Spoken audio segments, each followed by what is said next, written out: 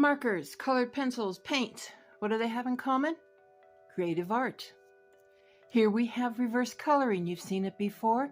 Colors are there. You need to add the lines. This one's got the lines already. You need to put in the colors. And then, of course, the infamous blank canvas. I'm going to do something with each one of these. So follow me on the journey. We're going to have fun. Happy birthday, Paul. You requested this video of a painting, and this is what you're going to get. Enjoy.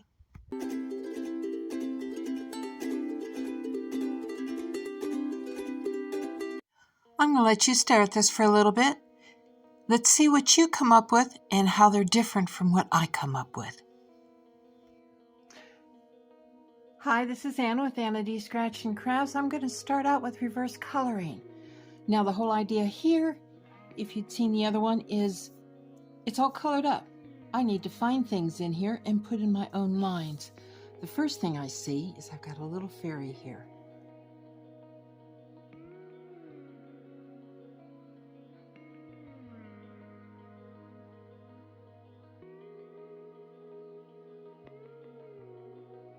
Next thing I spotted, little kitty cat.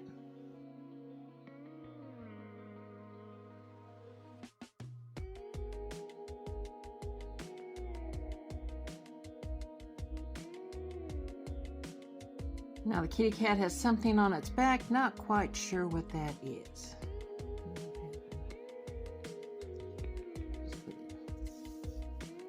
Got the cute little face here.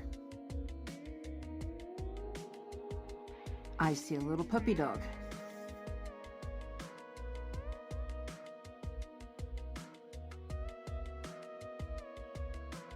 And I don't know if you see it, but there's another little puppy dog right behind him.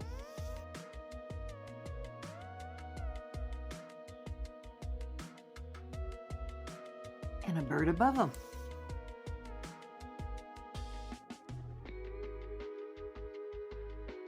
And we've got our ghost. Not sure if you can see it here. Little cuttlefish.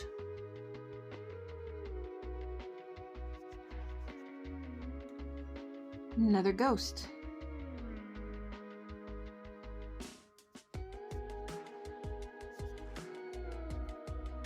Some sort of sea creature.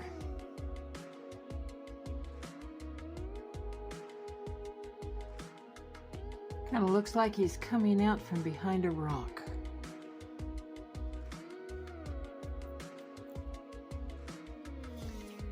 Now, I'm not sure if this thing is an octopus or another ghost. I decided it was a ghost with a fancy little hairdo. Another little face. A face on a little blobby creature. And the second one of the little blobbies behind that one. And can't quite see the eyes on that. Now I'm just spending some time looking to see what else I can find. I want to see a dolphin coming out of the water a bit.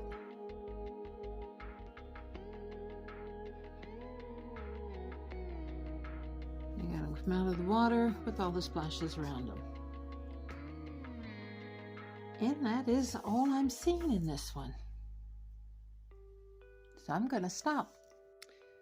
The reverse coloring is finished.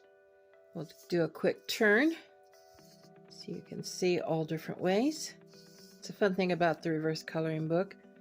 You see something different depending on which way you turn it. And this is what I found on this one. On to part 2 now. I'm going to color up this beautiful little, not too big of a tail for a mouse. I'm not sure what it is. We'll pick a color and we'll just get started.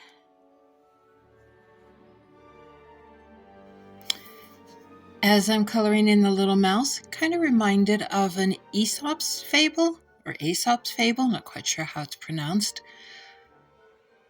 about a lion and Heracles. A long time ago, Heracles was walking out in one of the forests, just quietly taking a little stroll, and he saw a huge lion. Now, normally, people should be afraid of lions and back up or run away. But Heracles noticed that the lion was kind of moaning, licking his paw, and not moving.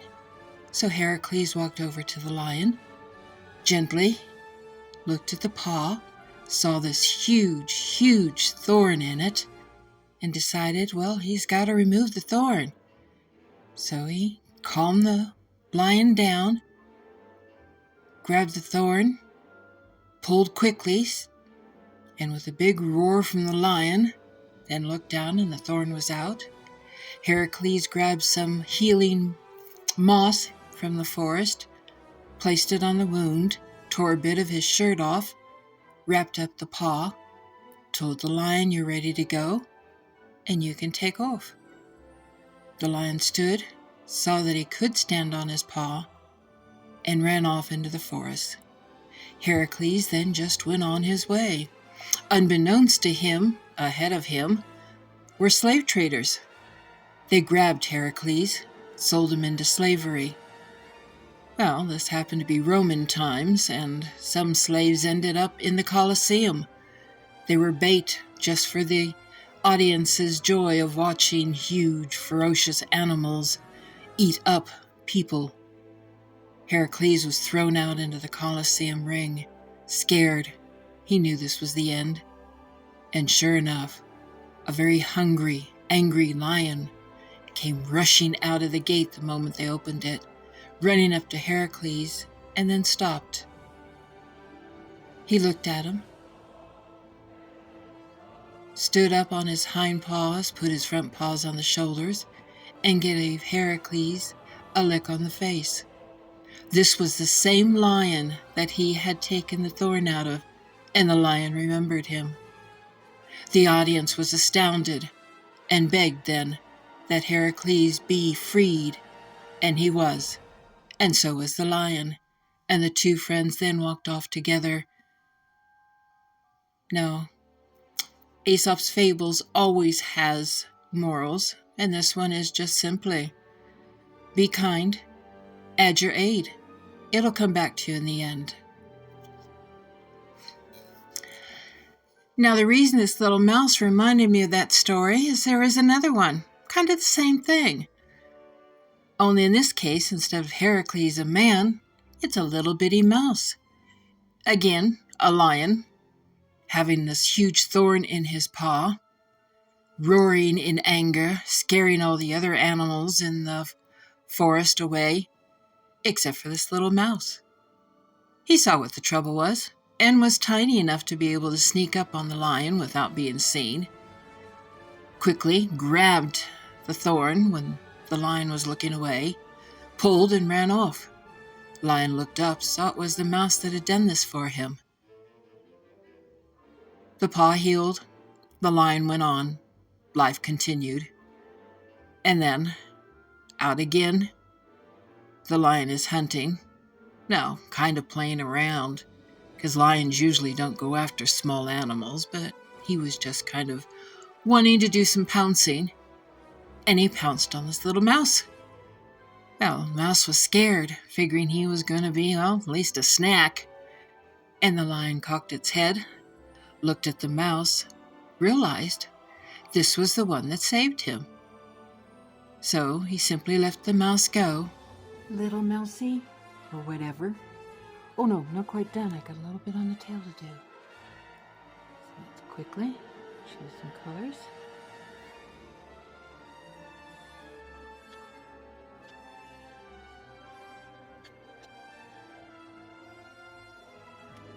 Now I'm done. And we will go on to our final project. Begin painting soon. Painting.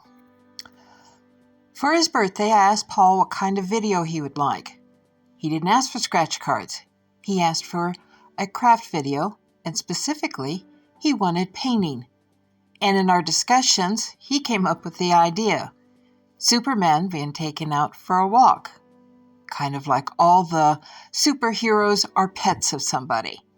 So, this is the rough draft I came up with of Superman being taken for a walk. And just for you, Paul, here is your birthday painting. I hope you enjoy it, and I hope you like watching me do it. So, have a good birthday. Hope you're enjoying it. Ready to get started on the painting. I'm going to start with the street down here. I think I'm going to use the classic caramel. Now what I'm doing right now for all of the painting you'll be seeing is simply the first rough draft. I'm putting down the first layer of coloring. So I'm not being too careful. And the brown was not quite dark enough, but I didn't want to go black. So just add a little black in there with the brown. Sometimes I'll mix on the palette, sometimes I'll mix on the painting. In this case, I'm mixing on the painting. Now it's time to do the basic, like I says, blocking out the sky. A little yellow for the moon, adding some white. Like I says, this is just the first basic color. I will go back and be changing that once this gets dried. And now I'm going to start adding in the sky itself. Starting dark, I will be putting some light on top of it. But in most cases, especially since this is night, we will start with the darker color.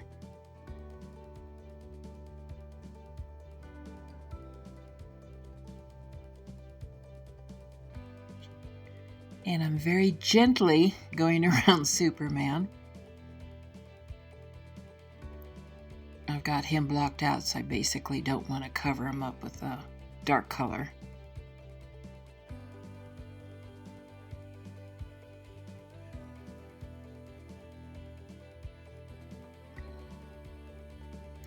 And while I have covered up some of his, quote, leash, I've left some of it blank so I have an idea of where it's supposed to go.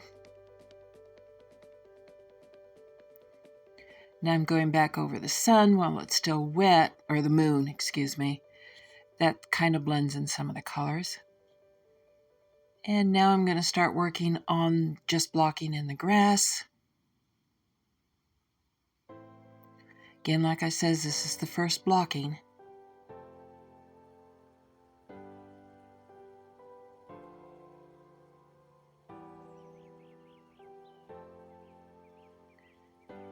And again, I'm gently going around the figures.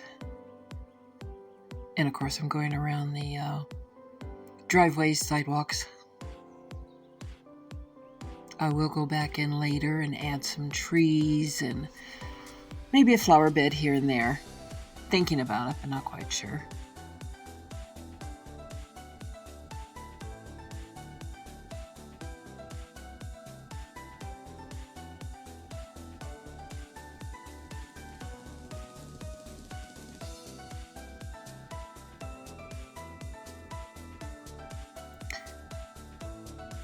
Okay, now I'm going to go back and kind of get some of the brush marks out of the grass. And now let it dry. First layer has dried. With the base dried, now any paint that I add goes on top and doesn't actually blend in. So what I'm doing now, I didn't want to have blend in. Working on getting the moon to look more like a moon that is glowing in the night. Adding some clouds and other features in the sky so it's not one-dimensional. Just putting a little bit of extra color and lightness into it. Now what I'm starting to do is add in the color for the driveways and the sidewalks. It may not look like much, but it is a kind of a grayish color. Tried to get as close to cement as I could. Again, I'm going around the figures so I can still see my outline. So I know where I placed them and how they're going to sit. Again, this is just rough, so that means I'm going to have to come back in and clean up lines. Now I'm starting to do the garages, different little colors. Again, the basic undercoat, two purposes, puts color in and covers up my pencil lines so you can't see them. Had a lot of fun choosing colors and doing the mixing, which you don't see. I guess I should have shown you. I'm doing the mixing for these on my palette. So if you go saying I don't have that color in my bottles, it's because I'm mixing. If you don't have quite the color you want, play around, mix till you get what you need. Now, like I says, this is basic covering, so I may have messed up the windows, but that's all right. When I go back to fill in the windows, I will straighten them out, because you can see right there on the top that they got a little tiny and a little straight or curved off. And like that, occasionally use the toothpick. Sometimes it works better than even the small little brush I have.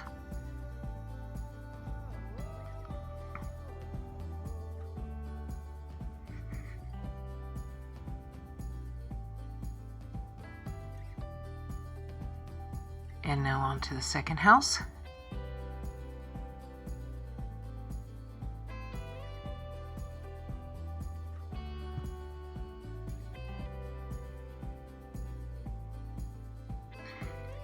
Very simple little coloring.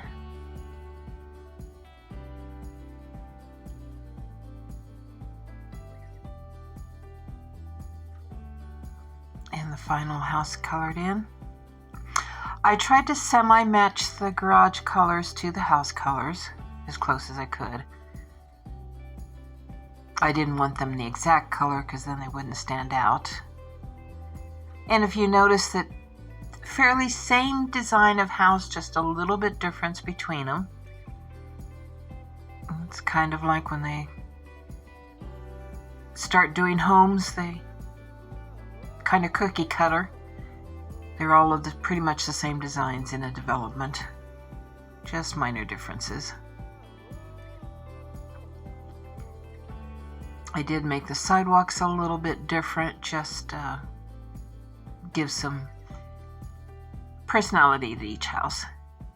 And now I'm going back in and doing a second coat on the grass. You can see the difference between the first house and the second, how I'm covering up, because the first one was not that complete or dark. It's one of the reasons I usually have to do a second coat, because that first one just isn't thick enough. Time to let everything dry again. And between this one and the next section you see, I did go back in off camera, do some cleanup, put some light into the windows, and got ready to begin doing the final touches. I actually had to go look up the color coordination for Superman. Couldn't quite remember whether the cape was red or blue. It's red. And as I'm putting it in, you can kind of see that there's some white there. Like I says, I went over the blue fairly quickly. See, now I'm filling it in. And then a different blue for the rest of his outfit.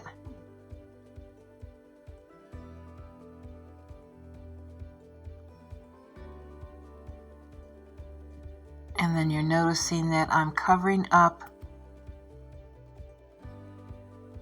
because I had his over hands down too far. So I need to bring them up a little bit. And what I'm doing here is highlighting so you can, shading, so you can tell where the arm comes up.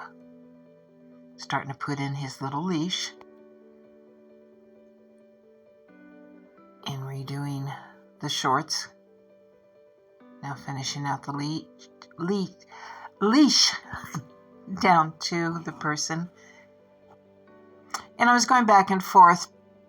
Do I put a dress on it? And I figured, nah, this way you can kind of decide whether it's male or female. The hair is kind of either way, since it's down to the neck. Could be a guy, could be a girl, or yeah, guy or girl.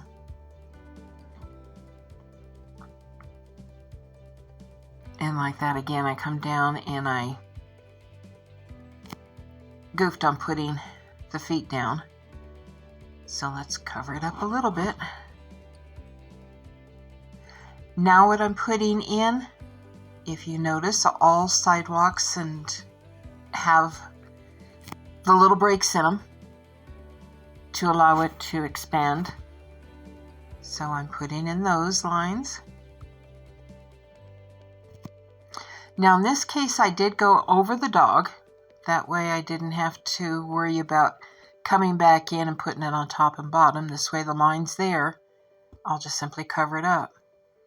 Now back to the garage. Let's put the doors back in. You would have seen the lines that I covered over.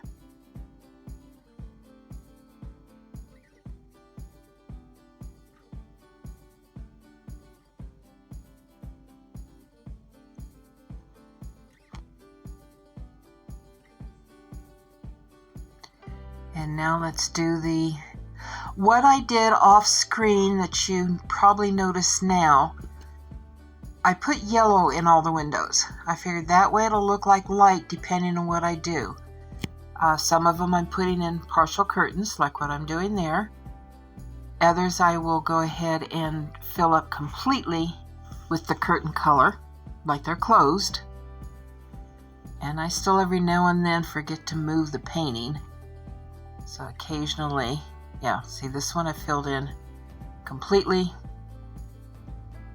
but on the other ones they're closed to a certain extent. A little bit different color for different floors.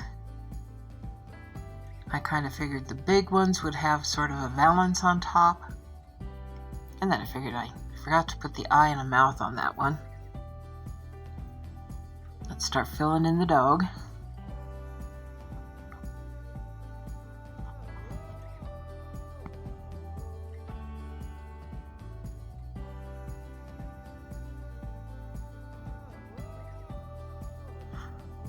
Again, mixing some of the colors, putting some of the highlights in.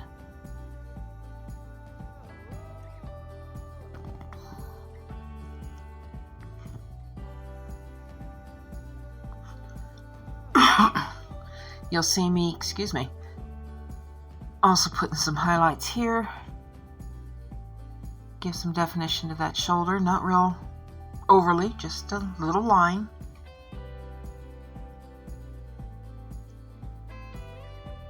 Again, a quick face, quick leash. Now it's time to put the trees in that I said I wanted to do. Now, a lot of the limbs will kind of be hidden, but should they come out even a little bit, and kind of looks like actual limbs going up in the trees, then I decided on this house I'll give them some kind of a hedge up against the wall. Again, not real defined, just a little color. And here I decided to go ahead and put like a little flower bed alongside the sidewalk. You'll see me come back and play with it. And then I figured there has to be one more animal, because you've always got that one person that doesn't look after their dog and allows him to do his duty on your yard. So I figured I had to have at least one pet doing that. So that's basically what I did. I stuck this one in, allowing his dog to do his doo-doo in somebody else's yard. Now back over to the finishing up the curtains on the last house.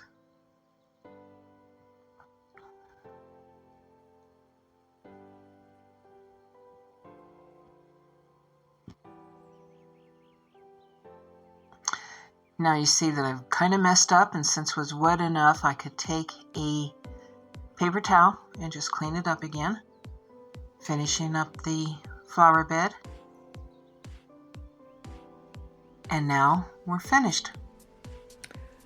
When I finished, got to look in close up, there were a few things that needed cleaned up, so I did that. Added some stars in the sky. So the birthday project is done, and I hope you enjoyed it, Paul. And I'm going to come in and do a quick overview. You can kind of see some of the details up a little bit closer.